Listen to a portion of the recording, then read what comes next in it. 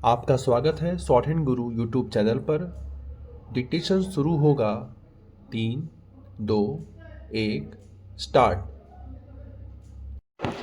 यह निराशाजनक है और चिंताजनक भी कि 40 दिनों के घमासान के बाद अमेरिका और ईरान के बीच युद्ध विराम पर सहमति बनी, वह लागू होने के पहले ही खटाई में पड़ता दिख रहा है।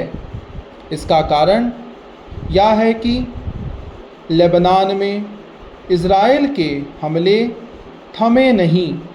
इज़राइल का कहना है कि लेबनान पर हमले रोकना युद्ध विराम समझौते का हिस्सा नहीं था। अमेरिका भी यही कह रहा है, लेकिन ईरान इससे सहमत नहीं और वह हॉर्मुज़ समुद्री मार्ग खोलने से पीछे हट गया है। स्पष्ट है कि यदि इज़राइल के लेबनान पर हमले जारी रहते हैं तो पाकिस्तान की कथित मध्यस्थता से जिस युद्ध विराम पर सहमति बनी और जिसके कारण विश्व ने राहत की सांस ली, वह लागू ही नहीं हो सकेगा। इसके लागू होने के आसार इसलिए भी कम होते दिख रहे हैं क्योंकि इज़राइल के लेबनान पर हमलों के जवाब में ईरान खाड़ी देशों को निशाना बना रहा है और उधर अमेरिका धमकी भरे स्वर में कह रहा है कि युद्ध विराम लागू न होने पर उनकी सेनाएं ईरान पर हमले के लिए तैयार हैं।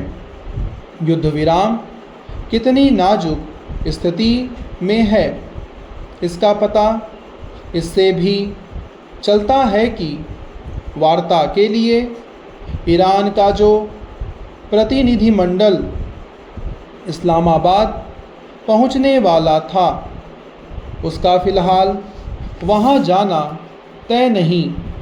इस सब के बीच जिन शर्तों पर युद्ध विराम पर सहमति बनी थी, उसे लेकर अमेरिका और ईरान अलग अलग दावे कर रहे हैं।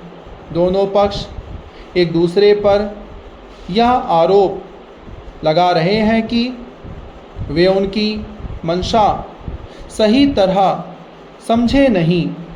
ऐसा तभी होता है जब अविश्वास चरम पर होता है और विरोधी पक्ष एक दूसरे के प्रति संशय से भरे होते हैं। इस संशय का एक कारण पाकिस्तान की कथित मध्यस्थता भी है। अब यह स्पष्ट है कि पाकिस्तान मध्यस्थता का नहीं, संदेशवाहक का काम कर रहा था। लगता है वह यह काम भी ढंग से नहीं कर सका या फिर शांति का वाहक बनने की हड़बड़ी में उसने एक दूसरे को संदेश देने में गफलत की। यह जानबूझकर ऐसे संदेशों का आदान प्रदान किया जो भ्रम पैदा करने वाले रहे।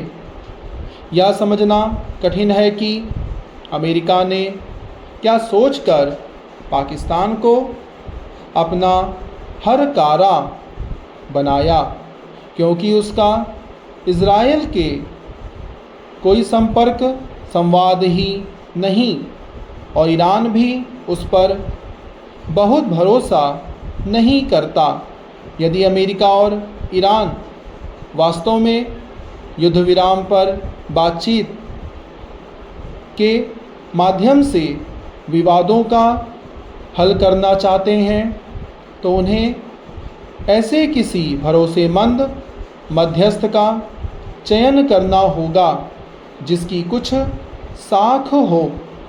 दोनों ही पक्षों को यह समझना होगा कि युद्ध विराम केवल उनके या फिर पश्चिम एशिया के लिए ही नहीं, पूरी दुनिया के लिए आवश्यक है, क्योंकि हॉर्मुज समुद्री मार्ग बाधित होने से विश्व अर्थव्यवस्था गहरे संकट का सामना कर रही है। इस मार्ग के बंद होने से उपजे ऊर्जा संकट से पूरी दुनिया में उद्योग धंधे प्रभावित हो रहे हैं। चैनल को सब्सक्राइब करना ना भूलें।